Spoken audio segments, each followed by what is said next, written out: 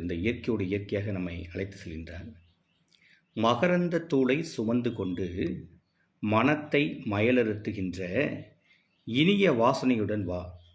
அந்த இனிய வாசனை, அந்த மகரந்த தூளை சுமந்து கொண்டு மனத்தை மயலறுத்து அப்படின்னா என்ன அர்த்தம்னா, மனதை மயக்கி இனிய வாசனையுடன் வா.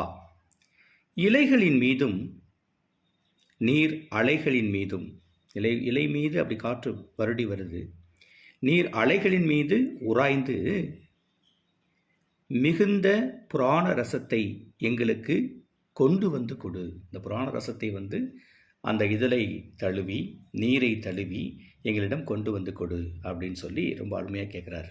அடுத்து பாருங்க, எமது உயிர் நெருப்பை நீடித்து நின்று நல்லொளி தருமாறு நன்றாக வீசு.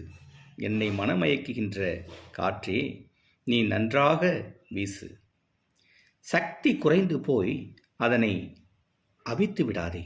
உன்னுடைய சக்தியை குறைச்சி நீ என்ன பண்ணாத, அதை அவித்து விடாதே. பேய் போல வீசி அதனை மடித்து விடாதே. வேகமாக புயல் போல வீசி அதனை மடித்து விடாதே. மெதுவாக நல்ல லயத்துடன் நெடுங்காலம் நின்று வீசிக்கொண்டிரு. உடனே அது ஒரு முடிவுக்கு வராமல் நெடுங்காலமாக நல்ல லயத்தோடு நீ என்ன பண்ணணும்னு சொன்னால் வீசிக்கொண்டே இரு. உனக்கு பாட்டுகள் பாடுகிறோம். உன்னுடைய அந்த இளம் தென்றலை காணுகின்ற பொழுது, இளம் தென்றலை நாங்கள் உணர்கின்ற பொழுது உன்னை புகழ்ந்து நாங்கள் பாடுகின்றோம்.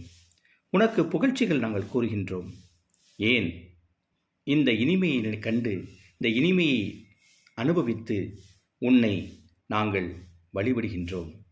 அப்படிப்பட்ட இயற்கையை நீ என்றும் நயத்துடன் லயத்துடன் எங்களை ஆனந்தத்தோடு வைத்து கொண்டு எங்களை நல்வழிப்படுத்த வேண்டும் என்று மிக அழகாக இயற்கையை வர்ணித்து பாடுகின்றார் நம் பாரதியார். நன்றி.